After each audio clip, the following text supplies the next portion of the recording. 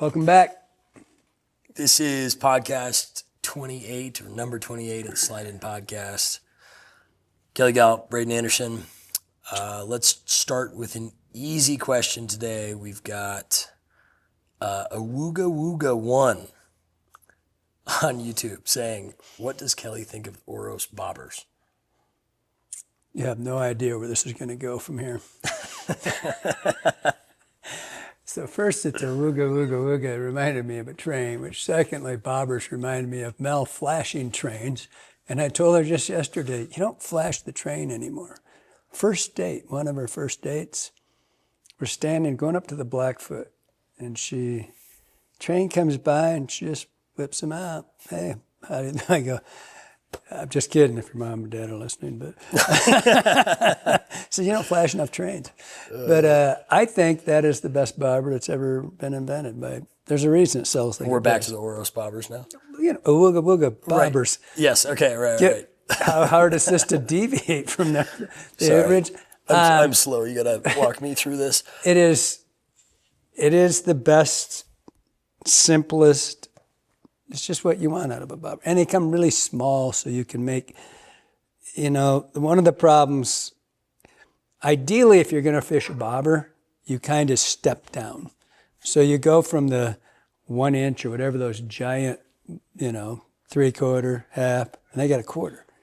And I love that because if you're reliant on that bobber to totally suspend for you, you need to keep working forward, right? And so, the idea is there's nothing wrong with it. Just they're not as efficient. No matter the bigger they are, like that, the harder they are to cast.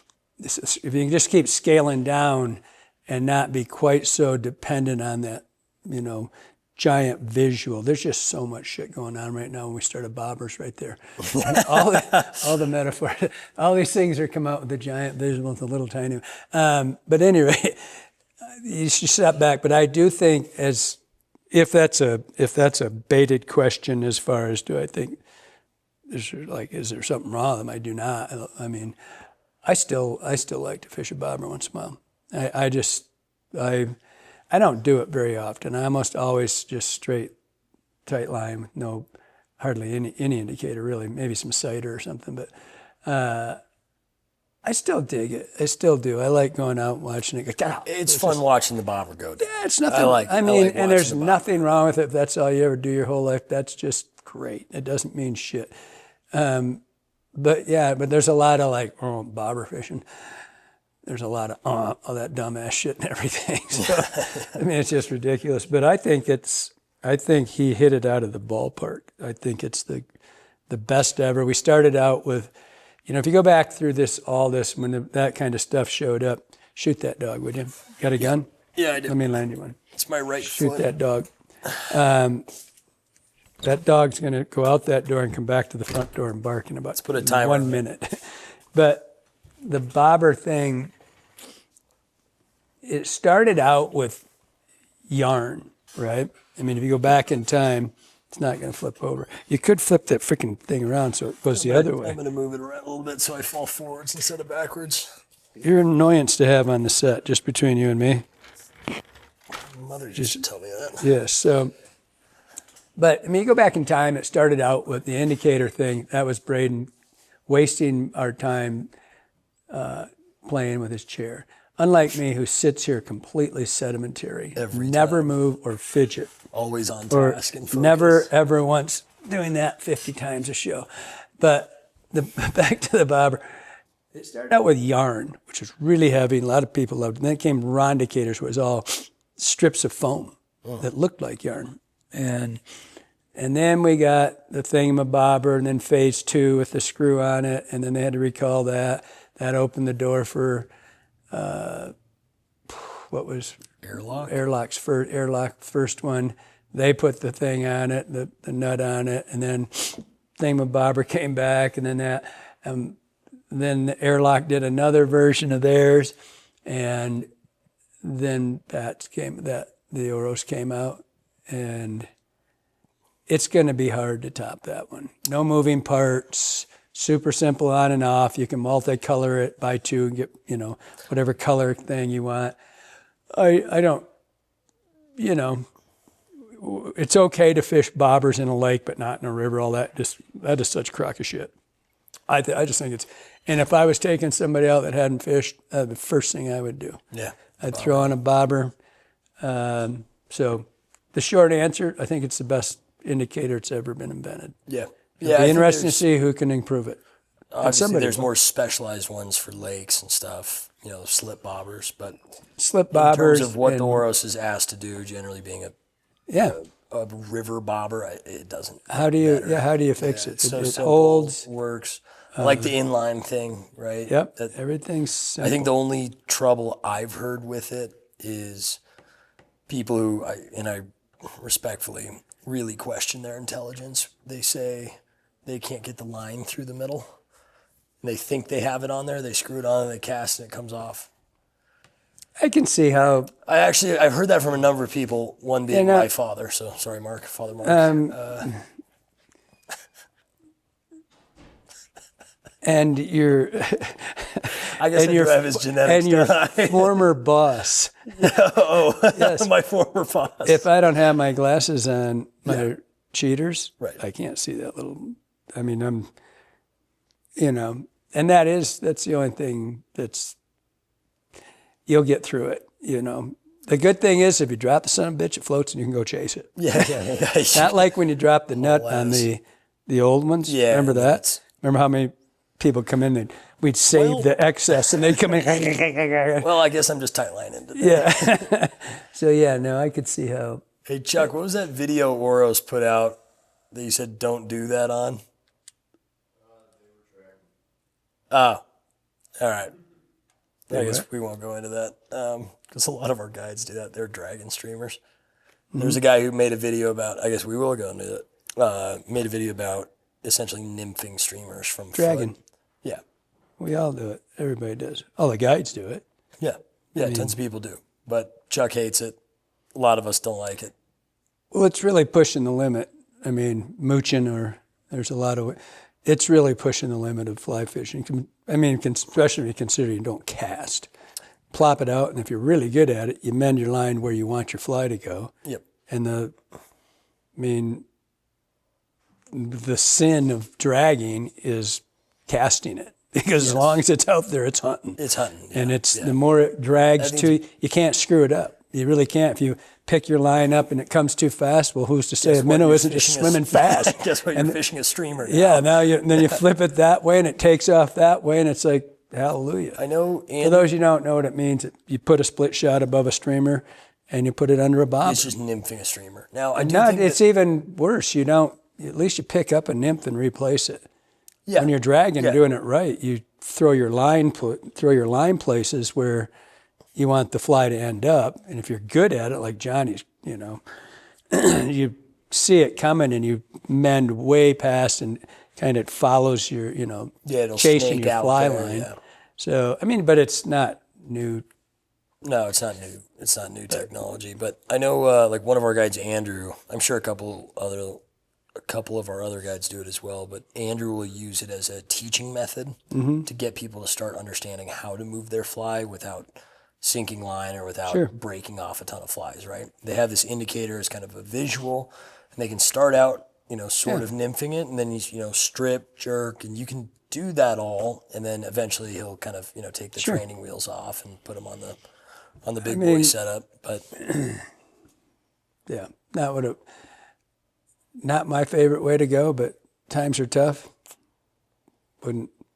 Can't say as I've ever really done it guiding, but I'll tell you, I'm not good at it. I remember Matt and I went out after everybody was talking about it, and we tried it. There's a real science to getting that split shot, just the right distance. Whether you're a 20-inch or whatever your 2 foot, or there's a science to it. There is, leader lengths and weights. And there's everything. There's a real science to it, but it's stupid. Don't do it. And it's stupid deadly. Can't be. It can be really deadly, especially after like a sculpin kill or something. All right, so that's Oros bobbers. A little sidetrack there, but we got there eventually. Best bobber ever. All right. I don't like them in the lake. I don't do slip bobber in the lake. Yeah. Sidebar. I was running. If you're really shallow, it would be one if you're thing, really shallow, it's fine. But as soon as you've got the leader length that's longer than your there's a rod, reason that you. All right, this one comes from Cody X7P. Hey, Kelly, we don't all have a hot girlfriend or Johnny with mad rowing skills to row us down the river. Got any advice or tips for fishing from That was going to be how to pick up the girlfriend. Can you teach me? 1978, how to pick up chicks. Got any advice or tips for fishing from a one-person pontoon or a frameless raft? And then Zalkulsa says, yes, I'd like to know if a Watermaster is a good investment in this situation. So I know you spent some time fishing from... Yeah. This is pertaining to river, right? Did you say river or did you just saying? I assume we're talking river. Because mad rowing there's wouldn't be a lake entirely different beasts. And I mean, I'm going to give you my 2 cents worth. They're great transportation tools, but they are shit to fish from. And I mean, in reality, dangerous as hell. Yeah, you want to break a rod, you want to go. You want to do a flip log your jam. ass and do some. Now, if you want to kick flippers all day, that's the only way I ever did it. Watermaster, I don't give a shit what you're in. Watermaster, you get to carry more shit with you, so you can lose more when you flip. They are not. If you're on a river, if it's relatively slow. I mean, I'm thinking about the Manistee where I grew up in Michigan, the upper Manistee. It's relatively slow, and I could run boner boats, pontoon boats, or back then there was tubes, and you could use flippers, and you could fish, and you could position yourself. Like you want to fish over here, and you could fish here, and you could kick around because you didn't have current. You got a lot of log jams, but not enough, volume to push you into stuff. Mm-hmm. And then it was a very, very safe, you still had your oars when shit hit the fan, you had to get out of there. But anything on river like this, absolutely worthless. I mean, scary bad habit to try. Not to get there. If you're on your A game and you're rowing it, you can go through some stuff. Yeah. The little short ones do tend to flip. You'll see that here quite a bit, but not usually dangerous because it's shallow water, but just not fishing from it. You're not going to fish from this thing, and it's all current, indicative of the current you're going to be in. Yeah. If you're on the Missouri, you could do it all day. Yeah, with the fins on it, it'd be great. Yeah, you can. And I never try to use it's when you try, like, okay, I put my rod down here and I'll do this shit. That's when you start dropping rods or get a fish out. And you just look dumb. You just really look, and above all, don't look dumb. Right? Right. Just everybody's looking at you. So use your fins. But now you got a pain in the ass because you got to get out to walk around if you want to fish. So it's kind of you start with one and then you say, well, I'm going to try. And trust me, I've been the guy that looked dumber than anybody. I came up with an idea to have dual electric motors on my drift boat with a rod between them so I could do this and I could fish by myself. And it was on the slow river. It was the Manistee. I made 100 yards. I get sideways. I turn like this, and I'm like, oh, crap. And I can't quite get it. And I take both motors off. I hit a tree about this front of the water. Break both motors off. Genius, right? I mean. God, I would have loved to have that on. Oh, my God. And luckily I had my oars with me, but I trashed them. Then I figured out one. They had a long pole in the back. I was going to do that. It just doesn't work. It just doesn't. It seems like a great idea. If we had something that you could have it built underneath your boat, like a little jet, like a little electric jet, where you could just kick the ass end around and kind of do it from there. You could probably remote it. But on those kick boat things, like if I was on the Henry's Fork, some of those stretches, I wouldn't be too worried. The problem is that to do it really well and fish from the boat, you really have to wear fins, because if you think about it, you're going like this and you want this angle, and suddenly you're here. Now you got to grab your oar and get back here, well, a little bit too much, okay, here. But with your fins, you can do it. But now you get out to the run, you want to go fish, you take your fins off, right? So you're on and off and on and off. There is no great solution. You buy your own drift boat, that's great. You don't get to fish ever. Nope.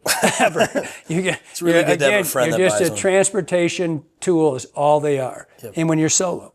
Yeah. And you don't buy one unless you're solo.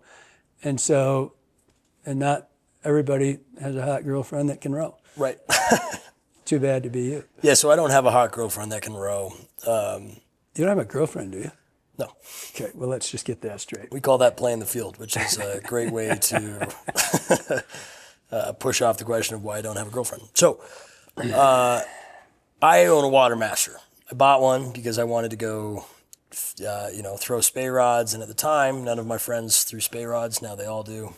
It's called culture changing. Yeah, but that's a whole different world. I mean, that's a great tool. It is perfect for that. So what I'm getting at though is I would, especially during you're rowing down to your spot. Yeah. So, but I would bring a dry fly rod with me, and try to either kick with my feet and keep it straight because I figure I could fish, throw it out below me and just roll it.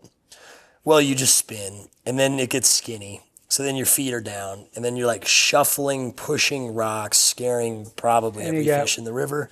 And you have a fly out of the boat hanging there. Oh, yeah. You don't know how many times, I'm sure you do actually. The listeners might not know how many times I have almost broken rods, lost rods, torn ACLs. The number of things that can go wrong and the hours I've tried to figure out a system that works, I just gave up. Now I just push down to the next run I want to swing. There's one person that saw me crash my boat, by the way. Really? I'm not going to tell you who it is. Oh. He just lives on the river. Gotcha. So for a Watermaster, I think if you are... AKA the wood tick was his name. The wood tick. The wood tick. Hopefully he's watching. I doubt it. He doesn't live on the river anymore either. So Watermasters, any of those, kind of personal crafts are awesome, like Kelly said, for transporting you to the next place you're going to fish. I think if you are... there's one guy asking me to talk about the Yakima River, which is kind of where I cut my teeth, and a Watermaster would be so perfect on that river when flows get high. And if you don't have friends who know how to row, or that, maybe you don't have friends that fish. In your case, you don't have friends. I don't have friends. None of my friends in Seattle fished, so I would go out there, and every once in a while I'd rent a Watermaster. When that water gets high and it's, pumping at 35K in the summer, there's plenty of runs that hold fish but are impossible to get into by foot. And that's where you can have that Watermaster. You can be waist deep in somewhere where you would never wade, but you've got this security around you, right? Where you can fall and just hold yourself in it. So, nymphing, Euro nymphing, trout spay. The only thing I don't really like it for is stripping streamers, where you really want to move a lot. I've had several of them, and I really liked. I absolutely loved taking my, and that is actually how I dove a lot. I had a Bucks bag had a double back platform. Mm-hmm. I just added onto it, and I could carry all my junk. Carry a rod tube on the side. I had 2 rod tubes on the side. I had a blast doing it, and I'd go down, and I used to actually tether the raft off of me, and dive, right? And that was a pain in the ass, but I just dive 100 yards, walk back up to my raft, whatever, fish the run out or whatever I wanted to do like that. I find it to be really blessed. And by the way, there was a, what year was that? It would have been like 2000. Bucks came out with a electric motored pontoon boat, and it had a joystick, and you could fish. You could change the motor, and it would actually, in relatively slow water, you could actually fish pretty good, but it was pretty heavy and all that. But as long as you, like on this river, you just go down and get out and you fish, right? Yeah. And that's it. You're never going to fish. No. And in most rivers, I I was really content to just get away and go down and fish a run and come back up. Well, they're perfect for like last year. Chuck and I put in at Reynolds. No, we put in $3 maybe. I don't remember where, but floated the rapidy stuff on the way down. They're so fun. Yeah, it's fun. In like a little bumper car. And you just get out So and fish the agile. run and go out, and it's like there's people. You get out, and okay, I'm out. I'll just go downstream further, and it's great. We do that a lot. A lot of our guests want to wade fish, and we seldom will take somebody on a wade trip. We just say, well, let's take the boat. We'll take you to the good spots. From our perspective as guides and my perspective as the outfitter, I don't allow my guides to park within 100 yards of somebody on foot, right? You just don't do it. So you end up, if you're walk fishing and there's a lot of people, you're going to walk for a mile. You might, to get to your run, in the little boner boats, you just take off and, get below whoever, go down a quarter. Who cares? Just float. Like you said, it's a blast to float in. They're so much fun. Yeah, that was Chuck and I's super takeaway. maneuverable. They didn't really eat it that well that day, and we had so much fun just running that bigger water. Yeah. I wouldn't want to go into much bigger water than that. Those little boats. One of my neighbors, Scotty, he had one. He took off from here, and he did a wheelie on his. Can happen. He flipped it upside down. He come in here, looked like a just drowned rat. Yeah, it'd be he goes, you know what you can't do? That second wave train. But he's a stud. He made it through it. I remember that day Chuck was borrowing my buddy Jack's boat, and he'd never rode one of the little ones before. And I've been in them a ton, pretty quick. Right? And you feel like you're in a race car, especially down around Valley Garden or around town when you get into those little side channels. Yeah. It's basically like drifting through them. So I take off pushing away from the ramp. Chuck's like, hey, wait up. I got to figure out how this thing moves before we start pushing through these boulders. But yeah, they're maneuverable. They're super fun. Yeah, Rich at Watermaster. Does it say where he's from? This guy? Yeah. No. No, Cody. Cody? Well, he's got a lot of water down there. No. His name's Cody?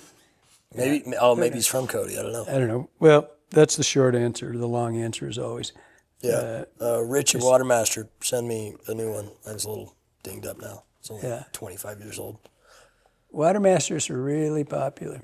Yeah, especially the West Coast steelheaders. I see a lot of them run them. Definitely. I think that's some Scotty Hollis. Well, they're so great for swinging, particularly because you can stop at the head of a run, fish your run, and the boat can stay right around you. Right. By the way, if you're in Montana in a boatless section like this 7 miles, you can't fish from a boat.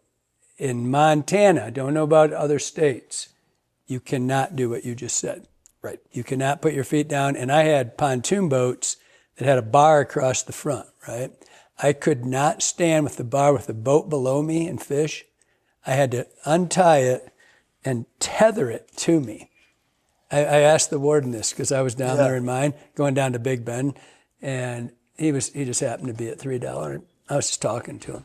I said, so what's it? Because it's to tether it and not have it start this crazy swinging, you got to come off both pontoons. Right? If you just do one, it will drag your ass down the river. Because it starts just, all of a sudden it gets the drag. Oh, yeah. And it's just swinging around. It's like, God, stop. So that part's kind of a pain in the ass. If you have that, if that's what you're thinking about, that kind of fly only water, or wade boat, only, wade only water, boatless stuff. That's just a sidebar for here. It is also more annoying to have that boat around you. There's so many things to catch line on. I never did it. I did. It's easier to just anchors, dump it. You can stand one up on an anchor. Seen guys do it. Most people used anchors that I know, and you wouldn't want to do it in too big, but they used cannonballs for downriggers. Yeah. And a lot of the people out in the lakes use those. Sportsman's Warehouse sells a 2 or 3 pound, one of those little mushroom ones. I've seen guys use those, rig up their own little anchor systems. Yeah. But don't drop one on while you're floating. There's a guy, Lawrence, who will go float just after some of these rivers ice off. And there's still big snowbanks on the side, like in Yellowstone when you get up high. he'll go float, and that snow is generally still down into the water. So he brings a little ice axe, jams that in the snow, and tethers off that. Yeah. Which is kind of cool. But Yeah. he's got Anyways, he's got some pretty neat boats. There's one other thing I was going to say about that. And I liked mine. Mine was kind of like the whole Huck Finn thing. It was like building forts and having my own little. Yeah, like, it's so like, much freedom.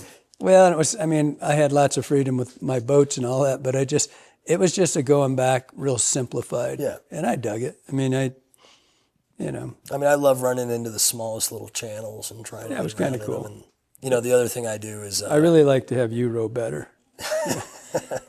I also like to. I take naps in mine constantly. It's hot. I'll find a nice tree, and it's You're essentially inherently lazy. I mean, like my clack doesn't have pods. You don't have a fly pod? No. Grow up. Well, that hurts a little, but I'll take it. All right, let's do another one. We've got. Where's the one I'm looking for? Come on, you're burning Gun time. Bros shooting. Gun Bros shooting? Yeah, he said he's got a couple different questions. The one that jumped out at me was thoughts on guides providing lunch. Are these the guys you want making you sandwiches? Yeah, I've thought that many times. There was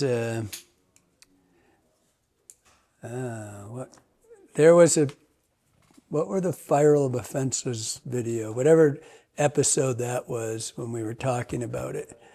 I can't speak for, I've got hundreds of war stories, horror stories of exactly what you're asking about. One of them was a guide on the Beaverhead where I sent, Beaverhead or Big Hole? And I sent Herm Thomas and JC 30 years ago to this guy. That dog's been eating poop. That is All dogs so eat foul. poop. Yeah, that's a lot. Ellie, of it. let That her might out. be something dead. Huh? What's You the are- difference? oh, man, you are so stinky. Poop. She probably went and rolled and stuff. You're out of here. So, but this guy, to get to the person making your lunch, to the Fireable Offenses thing, I'll get back to this guy on the Beaverhead, I think it was. But in there, I talked about, for guides, Fireable Offense, dirty cooler, number one. Yep. Bleach is your friend. I say it, every guide that's ever worked for me. If I find I did fire my head guide in Michigan for it. Filthy, and I didn't know it. And because he's supposed to be enforcing that to be like going out and seeing Johnny's cooler dirty. Yeah, a bunch of mold in there. Gone. Yeah, I think it was just, See ya. as the girl who told me about it, Karen said, it's like a petri dish inside there. I said, oh, wrong thing. I wonder why she always brought lunches. But at any rate, they had, I'd look in the cooler. You're paying a lot of money to go fishing. And the last thing you want to think of is you got some lazy piece of shit that didn't take time to make lunches, which a lot of guys just buy them. And around here, I think Uncle Lori, she does something like 400 lunches a day. It's unbelievable, right? That's a lot. Everything's in the bag, everything's wrapped, everything's there. Cooler just goes into a cooler, and it's done. A lot of our guides make their own. Look at them. They're bleach. You'll open that thing, and what you smell is bleach. That cooler, Scotty Hull, I mean.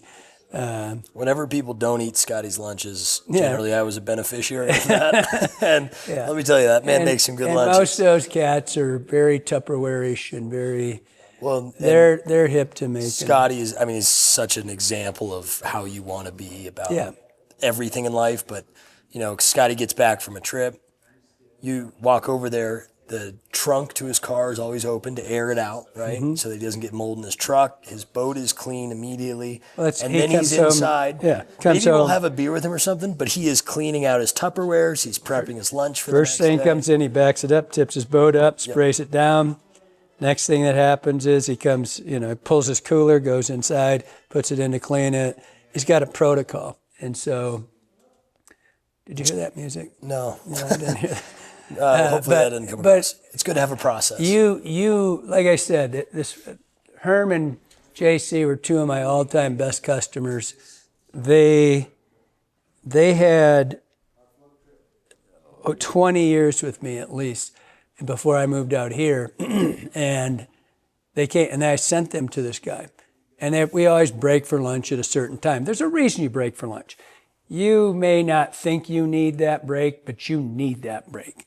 Water, food. Well, and you may think you are, the world's greatest caster, but about 1 o'clock, the shit starts going wrong, right? And you need a break. Nobody can really fish 8 straight hours. And if you don't, the guide needs a break from you. I mean, he's rowing your ass down the river, and about 1 o'clock, people that want to go too long, it's when you start ducking flies or they start, tangling up. It's like they just want to fish. Let's just take a 20-minute break, right? Right. So you really do need one. But I sent Herm over there to this guy, and about 1:30, they says, "Are we going to break for lunch?" And he says, he kind of looked at him, and he said, and Herm said, "You did bring lunch, right?" He goes, "Well, I've got a loaf of bread and some peanut butter under the seat." He literally stopped the boat, and Herm and JC just sit there looking at him. He goes, "What, you want me to make it for you?" He got out of the boat and went fishing and left him a bag, literally who knows how long it's been in there, and some peanut butter. I mean, tipping is really kind of not optional.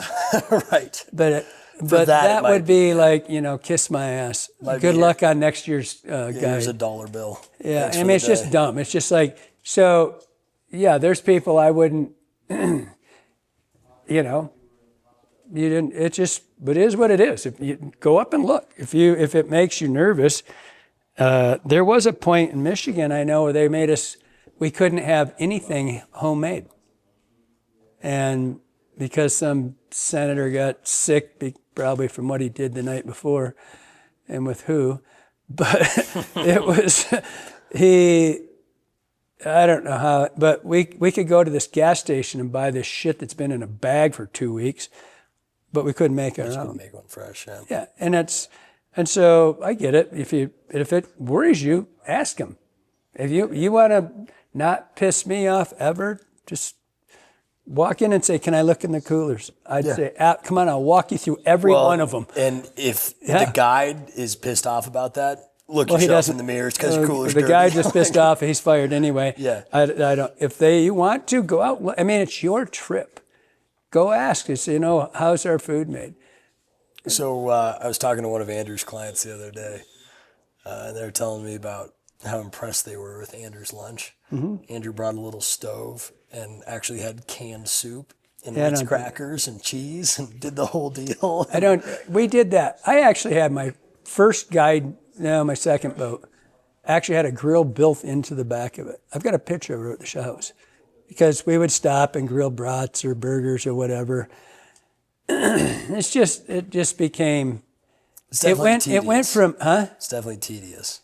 Well, it went from we need lunch to it's an event, right? And I kept it with certain days, but it's pouring rain and you're trying to grill or it's blowing 80 miles an hour or whatever, bring a thermos of, coffee and a couple of thermoses of soup and you can still have all that without having to grill. But I'll show you that. I don't know if I just found it the other day, but it's just a built-in grill right on the back deck.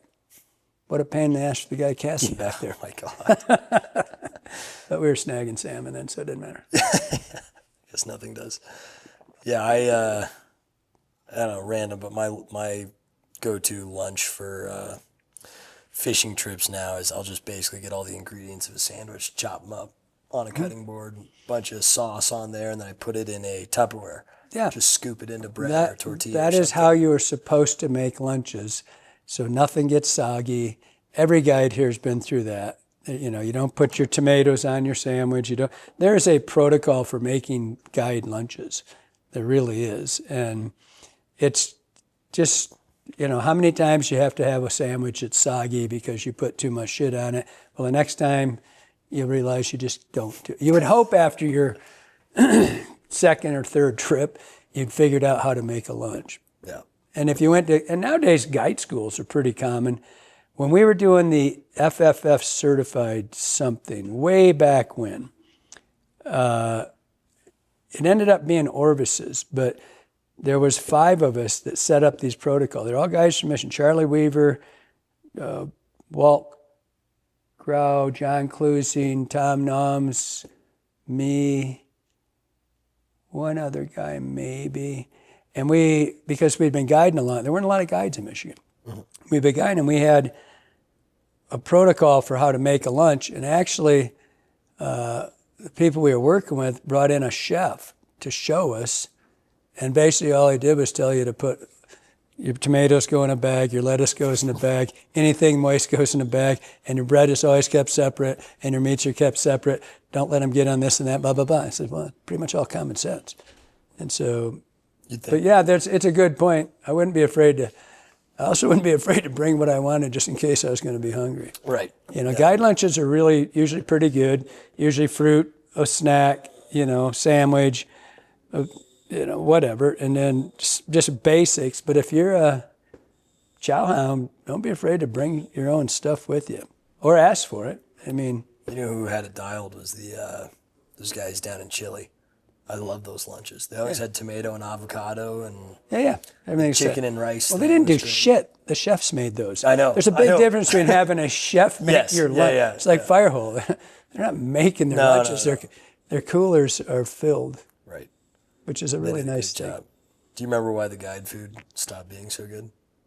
No. The one of the guides broke. Oh, that's right. He broke up with the chef girl. All of a sudden. When we kept telling him he had to go back and take one for the team. Yeah, she used to make all the guides great food for dinner. We had a gal in Baldwin that set up a deal, and you had to have 2 coolers. You dropped a cooler off, you had a checklist, and she cleaned your cooler, made your lunch, all in Tupperware. She supplied everything except the cooler. You bought 2 coolers, and you just left it at the house with the list on it, what you want. You checked off what you wanted. I think she even had a default if you were too drunk, as usual they were, and they would forget. Her default was to go with whatever. Yeah. And she was so overwhelmed that she quit. It was such a great, you could do that here. You could do that in Ennis and you'd have to have 600 coolers. Yeah. It was so efficient. Her stuff was so good. And you just dropped off your cooler and you'd have your checklist. It was pretty good. There's an idea for someone in Ennis. There, somebody come up with it. Go. Thanks for the question, Gun Bros Shooting. All right, this next one comes from Matthew Dickens 1050. It says, please discuss rod length and action for trout. It seems like the industry would have you buy 2 to 3 rods and weights 3 to 6 to fulfill your needs. I'm embarrassingly falling prey to this. I guess even more for heavy streamers. If you weren't a fly shop owner, would you still own a lot of rods? I have a glass rod that's kind of a chore to cast once the flies get too heavy, but I do love the bend when I have a fish on. What do you prefer for your standard action length for dries, for nymphs? I'm not really a streamer guy, but I have a brother who loves breaking 4 weights on big fish and big streamers. Oh, that's a long one. Yeah, kind of long there. Let's break that down to 2 different. He said lengths and actions. Well, let's go to the guts of it first. If I didn't own a fly shop, what would you? And it's pretty simple. There's rods are made in different lengths and weights for a reason, and it's not to sell you rods. Now go back 50 years, and basically everybody ran a 9-foot 6 weight, and or an 8.5 5. There was 1 or 2, and a 9-foot 6 weight was your all-purpose. But mind you, see this streamer right here? That would have been a big streamer back in the day, right? And I mean until you got into the 80s. And that's what a 1.5, 2-inch fly max. Yeah, it's a. For those, we'll do a thing. We'll do a close up of this fly. See if anybody, the wet fly guys, will get it in a minute. But it's my version of a classic wet fly in a streamer. We'll show it. I'll tell you what, we'll make it some sort of prize. I don't know what we'll come up with here. But if you can tell me what wet fly this comes off of. But, so if you go back in time and you see that there was a lot less, diversity in our equipment, because we were much less diverse back then. People didn't get into niche type things. You just did everything with one rod, the best. Like I've said that story before. The first rod that I had was a 9'6" that I got for Christmas, 1968, I think. And I fished cohos, steelhead, trout, bass. I didn't have two rods. It wasn't until I was in my teens where I saved enough money and I bought my first Fenwick glass. And that was I believe that one was a 7.6 4-weight. And that was my trout rod, right? But I also, one time, I don't know, I broke my other rod or something, I fished cohos with it. Yeah. It didn't do it any good. But no drag on the reels and all that stuff. So it's just kind of I just held on. But so back to the actual question. So if I didn't own a fly shop, I would definitely still have, half a dozen rods because I fish a lot. I mean, the question on that also beckons, do you fish 20 days a year or do you fish 200, right? Or do you fish 150? Did you fish one piece of water? Do you fish a diverse amount of fisheries? I mean, do you fish steelhead? Do you fish trout? Do you fish streamers? And that's back to you. So if I had one rod, period, end of discussion, be a 9'6" weight. End of discussion, wouldn't go anywhere else. But that's only if I also fish streamers. If I did not fish streamers, if I was in the West, I'd have a 9'5" weight, and I would fish nymphs and dries pretty much through everything. You're going to get really pushy if you fish big flies like a salmon fly. And it's just the right tool for the job. If you try to fish a streamer with a 4-weight, you'll probably break most of them on a hook set.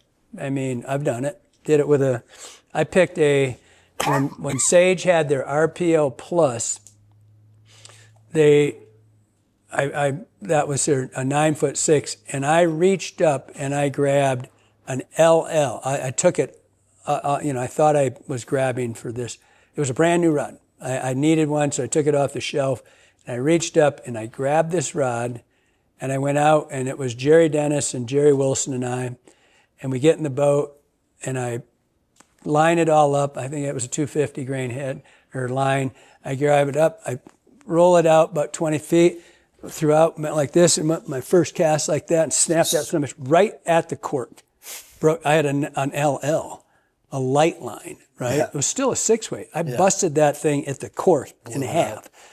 There's a reason you have tools, right? And so if you only, have one choice, you got to first ask yourself, what are you going to do? If you fish bass, do you fish trout? Do you fish, pike? Do you fish dries? Do you fish wets? You got to figure that out, right? So if it's just a basic all-around rod, you really don't throw, if this is your idea of a streamer, this little unnamed fly right here, and you don't go, you'd get by floating line. You could get by with, even with a sinking line, if you kept it under a 200, you could still throw a 6-weight and if you didn't get into any crazy size flies, you could be, happy as a pig in shit forever. You would just be fine. If you're a dry fly person, I particularly like 8.5 5s, in particular on smaller water. But that's a dedicated dry fly rod. I think that's the most accurate casting rod for people that are tight quarters in particular.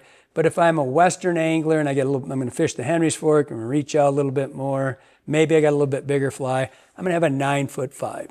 That's my dry fly and my nymph rod, right? I can nymph fish, I can dry fly fish. I'm happy right there. If I'm going to fish streamers exclusively, then I'm a 9'7". That's just, these are general, just what I would do. Right? And everybody's gonna have a different idea on the length of the rod. On my lake rods are almost all 10'6", almost exclusively. But you have to, they have different skis for a reason. You have different golf clubs. Do you really need, is it 13 of those things in the bag? 14 in the bag. Do you really need it? Yeah, you really do. Not if you're as good as I am. Well, yeah, exactly. You That's why just need 20. 20. Yeah. but yeah, and it's not all a sales pitch either. I mean, when you've got 3 9-foot 4 weights, you have issues, right? Yes. You're looking for something, and when it comes to actions, now you got a 9. Let's say you got a 9-foot, let's say 5 weight, not 4 weights, because a 9-foot 4 weight, regardless how fast it is, really doesn't have the balls to push out a salmon fly. Right. And it's gonna work you on a green drake. All right. So, but if you went into a 9-foot 5 weight, you could get by with a fast, like some of Sage's early rod, or I can't remember what one it was. Those rods were really 6 weights. They really were, but they were marked as a 4. You go back 10 years ago, man, everybody was lying. So it was all about, and if you can't tell the difference in that, then this is a, remember the thing from Friends? This is a moo point. Remember that?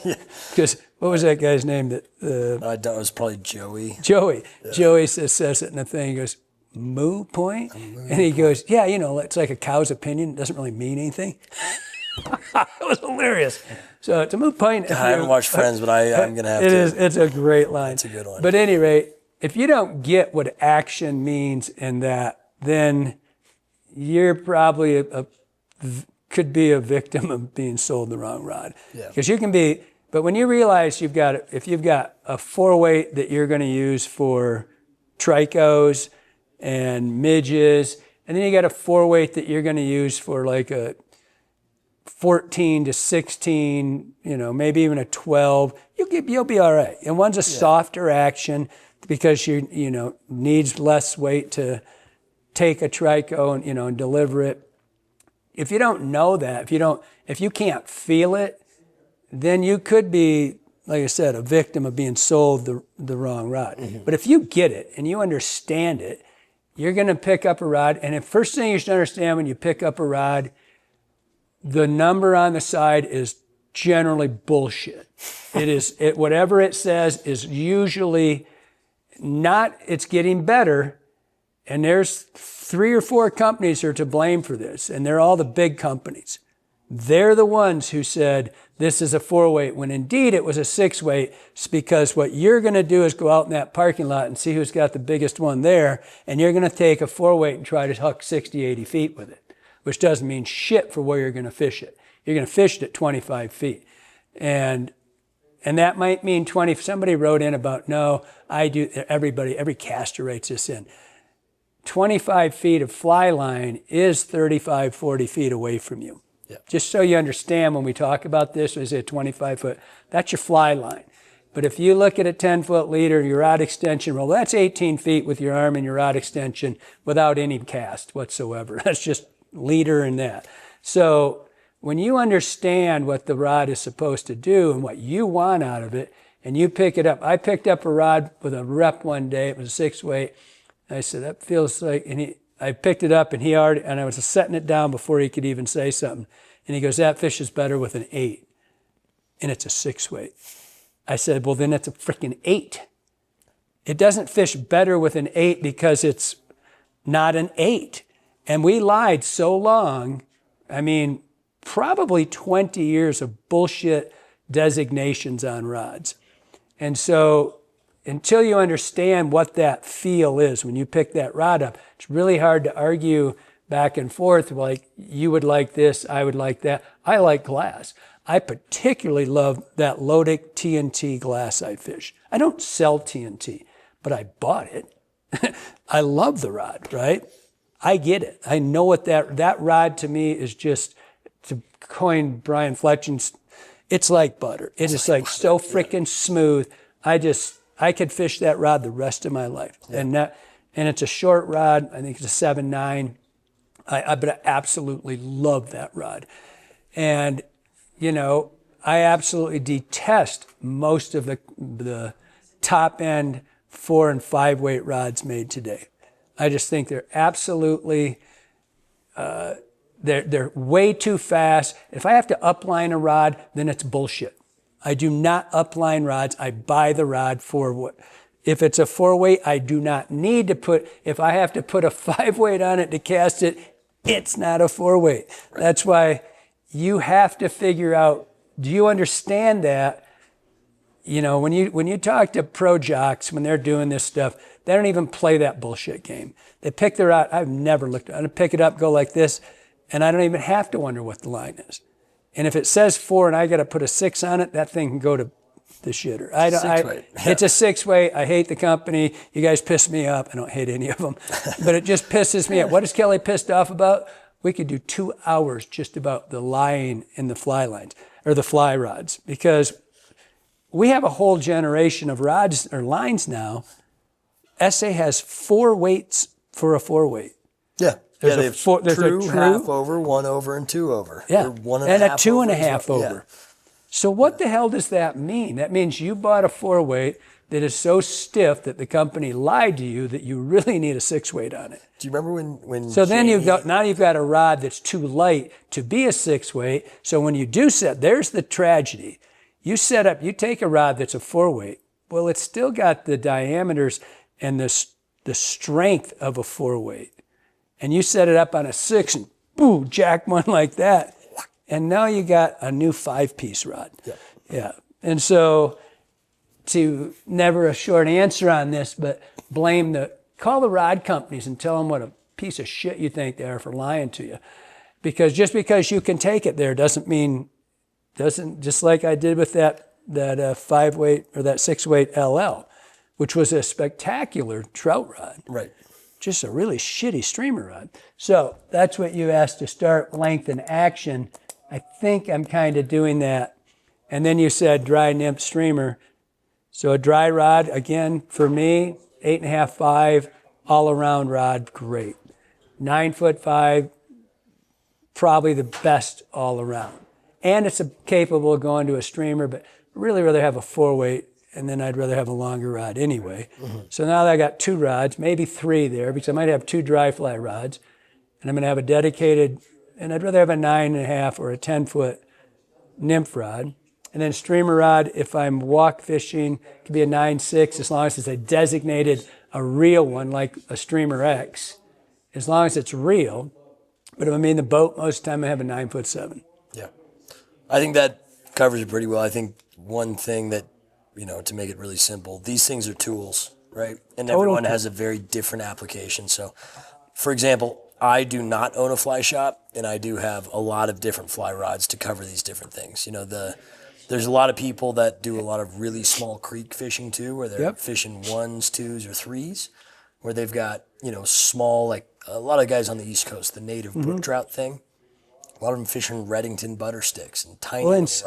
And Echo Gecko is actually a super and fun 6-footers. That's when you start seeing the niche rods that come into play. Yeah. Now that rod was always stupid. I thought you were going to talk about that Sage 0-weight.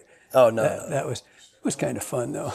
Yeah. But it was, but again, it's the funny thing is when you ask, almost all fly guys are golfers. And they really trash their shit. They throw it at things. They slam them down. And they've got here comes the putter thousands of, because it's definitely that shitty putter, not you. And so what's a 14 pack of in the K? What is it? How much is it? I mean, you could spend $600-700 on a driver alone right now. So just what? Like if you do the PXGs, so you could have $5,000 worth of clubs. Yeah, easy. four to five. Yeah. So there you go. You're getting them. But you wouldn't think about going. Didn't it used to be 9? It seems to me like when I started golfing, there was 9 clubs. Yeah. It seems like it, but maybe I'm probably wrong. I don't know. But I mean, when you think about other sports where you do something just like fishing, you have all those tools in that bag. Mm-hmm. So in reality, if you think about all the different styles of fishing that you've got to do out there, if you're going to dry, nymph, wet fly swing, streamer, topwater, bass or anything like that, obviously you need a tool designated for it. Can you get by? You could get by with a wedge and a driver and an iron, and you could, and you'll out golf me with those 3 clubs. And you could probably putt with your freaking driver, right? And still out putt me. But would it be as fun? No. And would you like it as much? No. And that's just like we are. If you're a skier, you've got a powder ski, you got a hard pack ski, you got a lot of ski. We don't seem to mind that tool. And if you are a hunter, I am a casual hunter at best and probably have 60 different weapons, right? Not to mention how many handguns I have because I'm a junkie. Right. And just to go walk in the woods. So, I'm going to take this one today. Oh, what do you think? The bear's smaller? Yeah. It's like, I don't know. I just like this one today. I feel like you can. And my girlfriend owns the biggest gun shop in Montana, shedhornsports.com. Call her, tell her. Maybe she'll row you down the river. Yeah. Tramp. Just kidding, baby. Just kidding. You're going to get heat for that one. So I think that, golf and skiing, I think there's benefits to actually like not using the right equipment. There's things you can learn from that, right? Like I don't know if that exists in fly fishing. My high school golf coach would make us go play a short 9. Said you get 2 clubs, and there's a 160-yard hole. There's a couple of 80-yard holes, and he said if you bring a putter, you're a complete sucker, right? Like you might as well use that club for something different. Yeah. So, but you have to putt really well to hit a ball with a wedge. That's besides the point. Skiing, right? You could go ski super deep snow and skinny skis, and if you don't have good form, you're going to really struggle. Yeah. I don't know if there's those benefits to trying to throw a salmon fly on a I do think there are. I disagree with you on that. I do think if you're relegated to one rod and it's a 9'6" like I was, you are going to adapt. And when I left skiing for quite a while, right? And skied, I did a lot of that. And then just quit, right? And I completely missed the fat ski. When I was skiing for Hart, we had that shaped ski, the freestyle. That was way back when, and they would, it was so radically different than anything we'd seen before. You're talking about 6 millimeters. Now you're talking about 20, right? And I got on one of those skis. 50 millimeters? I've got skis. I have no idea. 135 and skis that are 80. But when you went from a shaped ski from what I'm running back in the 80s into the shaped ski, huge difference.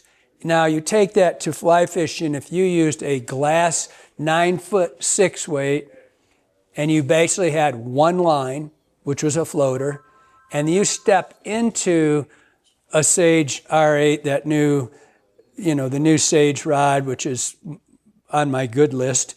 And the classic? Yeah. You step into that, and man, your life just, you see things differently, or for like shotguns, right?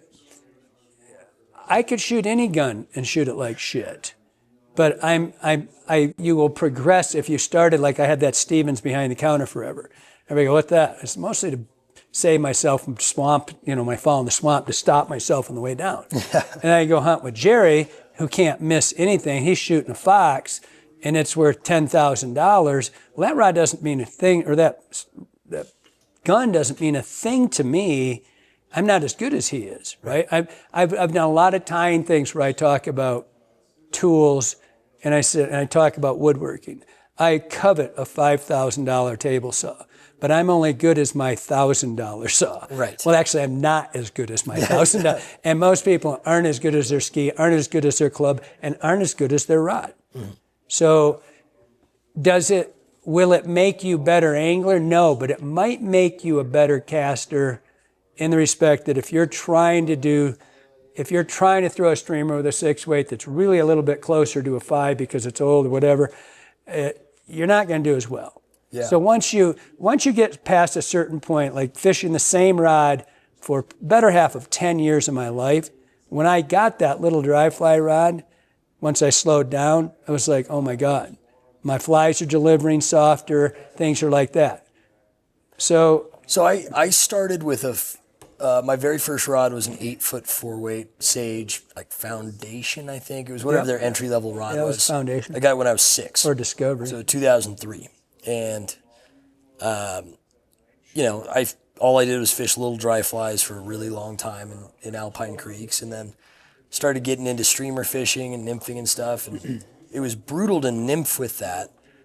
But I remember going to Silver Creek and throwing streamers with a 8-foot 4-weight and trying to make it work. And I feel like there's some learning in there, but I don't know if it has the same value it does in the only thing I can liken it to is saying that I got to the tee with my wedge and just couldn't drive as long. Right. Right? Yeah. And it's the wrong tool. It's the wrong tool. And so is it marketing? Hell yes, there's marketing in everything. But is it functional? Yes, it's equally as functional to have the right tool for the right job. But you could get away with 4 rods max the rest of your life and be happy as can be. Yeah, so I mean, you can get away. You can get away with 1 rod. If you really like fishing, you're going to have more than that eventually. Yeah, you can get away. You can do anything with a 9'6". You can do virtually anything. Just not well. I mean, you're making sacrifices. If you were Howard Crossing, you can do anything, right? Yes. You can do. Howard can do anything. Anything. Yep. There's like 3 of them in the world. Right. Good luck with that. Yeah. And the same thing with Tiger Woods and Scotty Scheffler, and there's those people in the world. But most of us aren't them. Yes. And other than the practical stuff, it's just more pleasant to have the right. It's more fun to swing the right rod than it is the wrong one. Yeah. You ever tried to throw dry flies on a spey rod? No. Not for steelhead? No. I did one day when there was great hatch. Yeah. It sucks. It's much more pleasant to have the right equipment. I got so beat up by the spey guys in Canada one time. So I says, you can't animate a fly. Of course, all they're thinking is swinging them. I'm talking about 30, 40-foot casts, 1 every 11 seconds, and animating a fly with the tip of my rod. But yet we go to, somehow it goes to spey. It meant, Jesus, it's like, do you race your Porsche off-road too? Good for you. Right tool for the job. That's why they made Jeeps. Are you going to bring your spey rod to the salt? Yeah. And you're on a flat looking at bonefish coming at you? Yeah, I mean, right tool for the job. So it's just really simple. And that was back to the $1,000 rod. And I never once said that there was anything wrong with $1,000. I've got lots of them, and I like them. And some of my glass is pretty damn expensive, right? Yeah. And I was just getting to the point that a lot of the Korean, why do you put your hand back in the dog that rolled in shit? And no, look that's at the your clean hand? dog. My hand's just so wet, and I don't know what to do with it now. So clean that off. Huh? The $1,000 rod thing didn't mean that. And I people write me all the time. Oh, there's 1,000. I've got lots of them, and I like them. And even the 800s and all that stuff. What I was getting at is that you can buy. So if you're the person who wants to dedicate one, but you want a 9-foot 4-weight, a lot of those rods that come in those kits or whatever, the Korean rods, are great. Yeah, really They'll do the job. And I'll tell you something else. Most of those rods are true to weight. Yeah. Because they aren't lying to you. They're actually giving you a rod to start with that actually does what it's supposed to. Yeah. And they're really pretty well finished out nowadays. They're better than anything I had the first 15 or 20 years of my life, fishing life. I mean, they're shit. Other than my cousin Billy snapping every tip off every rod I give him, my original Traverse kit is still going strong. Yeah. Other than, as usual, he broke that much off. You owe me, piece of shit. Yeah, there's that one down at the North Slide that's seen a lot of parking lot time. Dude, when you can't break one, that's what they're for. So that was a really long answer, right? Yeah. We covered a lot of ground there. There's also another guy, forgive me, I'm not going to take the time to find it. I can't remember who it was, but he asked on that video that we did about the Traverse kit the first time when you went out and fished it, came back and loved it. He asked if that would be a good streamer rod. What are your thoughts on that? No. It was a 5-weight. I think, isn't it? I think we were talking about the 9.6, or I think he was asking about the 9.6 in his comment. Again, yeah, it would be okay. It's a little... It's not quite buddy enough. Again, if the unnamed fly, if that was your idea of a streamer, it would be fine. Yeah, if like mini dungeons are as big as you're going to get, then that's... Or Nicky Fins and Royal Coachmans and Muddler Minnows and stuff like that. Woolly buggers. Yes. If you were to go into hair-headed flies that start moving water, small articulated flies, you'd be okay. It wouldn't be perfect. Just because it's a dry... If it's suited with a 9-foot 6-weight dry line, it's right on the edge of being able to carry the grainage of the line, carrying the fly, because no matter how great a caster you are, that's why the world thinks everybody talks about when they write in and they're telling me how great they are about, and I'm so full of shit because I can do anything with this rod. Well, there's a reason that the lines now have 4 grain weights for every rod, right? Because the rods aren't true to weight. Right. And so, yeah, if you're a superstar, you can do it with anything. But again, match your tool to your fly. If you want to throw a sex dungeon with it, it will be not good. No, not fun. Not fun. Especially now with that stock leader on there. Stock leader, stock line. You've got a dry fly tapered front end on your line, which means it's got a longer transition down to the tip, which is designed to reduce energy as your line unfolds, not made to have a fly that may be twice as heavy as your entire line. Right. The idea of fly casting is that the line is heavier than the fly. You put on a 5-inch sex dungeon that's wet, and now it may weigh 400 grains. Yeah. Right? That's when you get all that weird kicking shit where that line and so follows. Can you do it? Yes. Is it pleasant? No. If you match your tool to your tool, if you match this fly, or even like a blonde, or virtually any woolly bugger, hell yeah, it'd be just fine. Yeah. The 6-weight would be just fine for any kit rod would be, but just know, and you probably could upline that Traverse kit. It would be tragic because it's so beautiful the way it is. But it's great. I would be more inclined to check and see if you could find one of the other rods. Maybe Traverse. I don't think they have a 7. I don't believe they do. I don't think so. You know which rod is I don't think so. Great bargain rod that my dad came out here and he broke his rod, so he just wanted a cheap replacement. I got him that Douglas, the light gray one, the ERA or Era. Yeah, I love that rod. $180 rod, and we were throwing a 200 grain head on it. Carried it great. I would also look at Redington. Yeah. I mean, Redington has a ton. So does TFO. And that was kind of my point about going back to this $1,000 rod thing.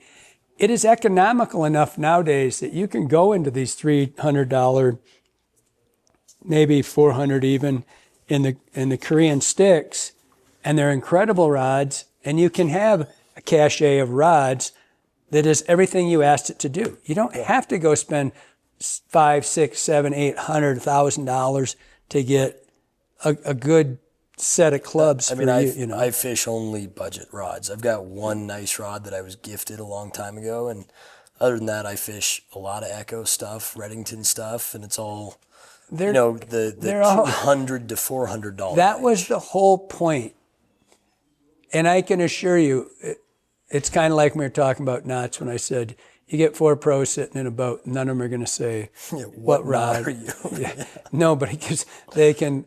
You take Andy Mill and just say, "Here's the rod." Great. They'll just fish it, and so that is the marketing end. If you want the real honest answer, that would be the marketing. Oh, you got to have this rod.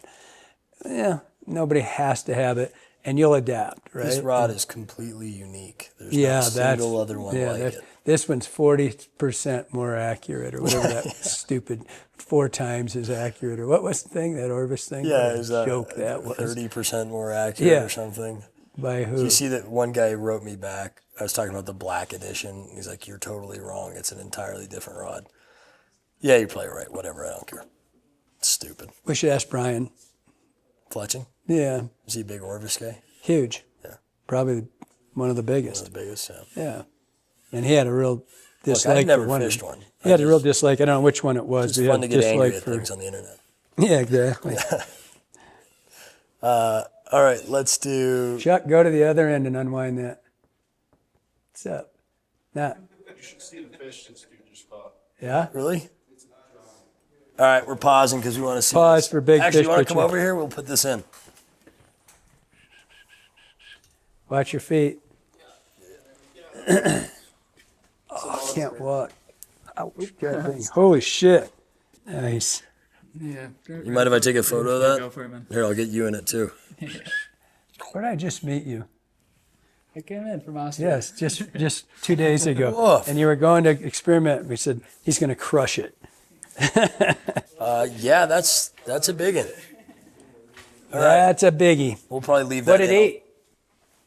What did it eat? Little black skull head, Sweet. single hook, Nice. tiny little thing. They were kind of going just super slow, swinging, and kind of right when it got to the bank, I would just give it a couple strips and Shout it. that's what they were taking. Nice.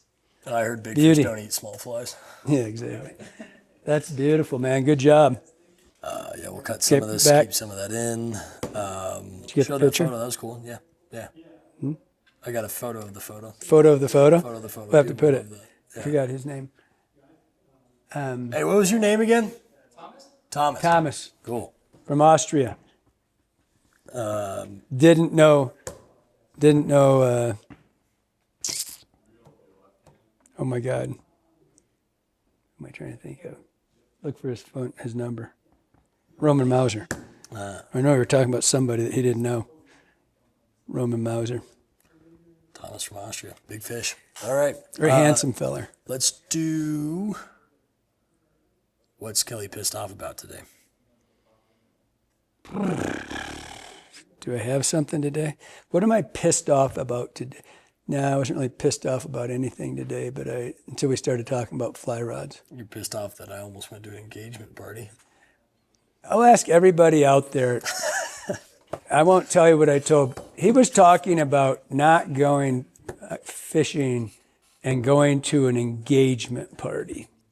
And I told him that he was, I don't think we can put this. we on can't YouTube. really put what I said that he does for a living if he goes to an men don't go to engagement parties and they don't go to baby showers. That's just a rule. What about a bridal shower?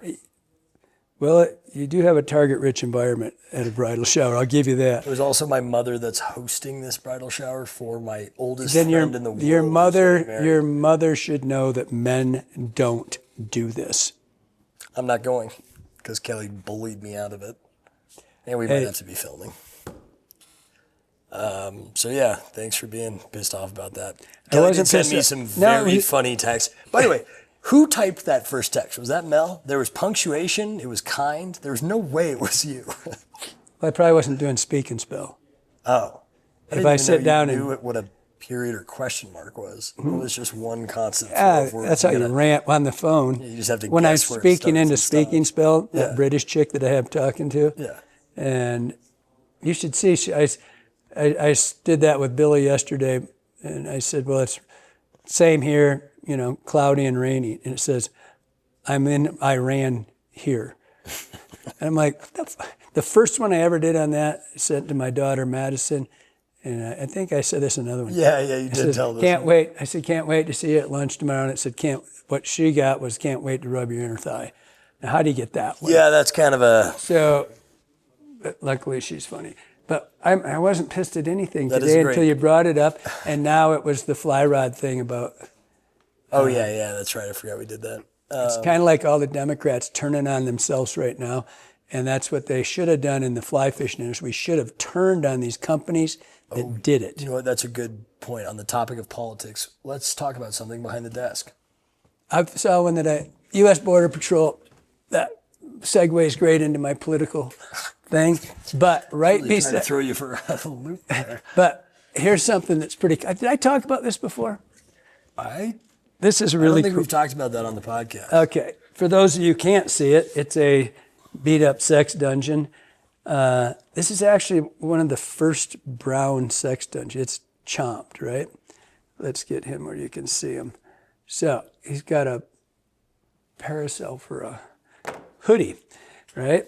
So this fly, I was fishing. So for the folks who can't see, it's It has it's a dungeon, and I took a piece of 40-pound chameleon maximum, and I believe it's 4 inches or 3 inches now.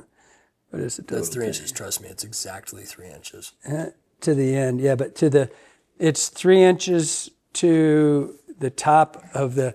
It's funny how you would know about 3 inches. Thanks for picking up on I was the joke, Kelly. I was letting it ride for a minute. But anyway, to the actual piece of mono is, Jesus. you're going to fall over, is 2 inches long with 1 inch of marabou tied to the top. And this thing actually worked. And the idea was I couldn't track my fly on the big hole. And I was fishing, it's always tannicky, right? But it was a little bit off color more. And I was having trouble. I wanted to see, because I was fishing a lot of morning shallows, and I wanted to see that fly. And so I gave it that dodger on the top. And what it does, it only goes back to about here, which is about a 30-degree angle when I'm stripping it. But you'd see it flopping around. And it would sometimes do a little of this back and forth. They shit out of it. I could track the fly and never did another one. But it was a kind of a cool concept. So if you can't see it, it's sticking straight out between the eyes. And you can go It's look almost at like an umbrella off the top of its Yeah. head. And it was, that got blown up by the wind. and so if you like tracking your fly, and in particular, musky fools, look at this and find a way. He'll do all kinds of weird shit with it. You can have them going all over the place. Yeah. And I heated and bent the mono, so it's like, a little spring. I'm sure the musky fool guys could figure out some way to do this all over a fly. Or that chick. What's that chick's name? God damn, she makes fly tying look sexy, and all you see is her fingers. Oh, yeah, that's That. She ties flies. Oh my God, she's good. Okay. But she could take this and find out something really cool to do. Remember when we were talking about doing ASMR fly tying videos? No. That's what she does. It's all like it's the sound. She taps shit. It's a thing people like. Dude, I don't know why. We should have done it because I'm a total junkie. Yeah, but we couldn't have done it like she does. No. She does a really good I said job. that to Mel. I said, this chick, I've never seen her picture, right? I said, this chick makes fly tying sexy. And she's just dumping stuff out in her hand. You never see her. No. Right? She's just click, clack. But the way she manipulates she manipulates the materials, and then she's also a great tire. I was just about to get to that. And then she goes, makes it look so simple, and wow, it's like, wow, that's perfect. That frog she did. But she could do this thing and figure out a real functional use for it. Mine was just tracking the fly. And it worked. It was kind of cool looking. Didn't really change the fishability of the fly or that day they were on pretty good that I was fishing it. But it's kind of a cool little concept if you want to play with it. He's always sitting right back here with his head up. Hey, come back here, mister. All right, band of the week. What you got? I'll go Sierra Farrell. She's country. New country. Good country. I wrote something down. I wanted to make sure I remembered it to see if I... Steve Earle. Copperhead Road. Steve Earle. Johnny and I used to get inebriated and jam Steve Earle for whatever reason. We were going to parties around here. That was our get ready and go, maybe 2 or 3 times. Kind of like Blackfoot with Train. When Jerry and I and Billy used to go to work at the Green Apple in Grand Rapids, we would always crank that at least twice. It was about a 10-minute drive. So that was just a good sock of hippie. Get feeling good about yourself. Yeah, ours was always Thunderstruck. It's good too. Yeah, it was a good beer drinking game. Have you heard? Do you know the game along with all it? your games? Yes, you told me before. You'd be dead. You would die. All right, we'll see. We'll have to test that theory. You can tell the world. Thanks for watching. Like, subscribe, all that stuff. Appreciate it. Hope you liked that one.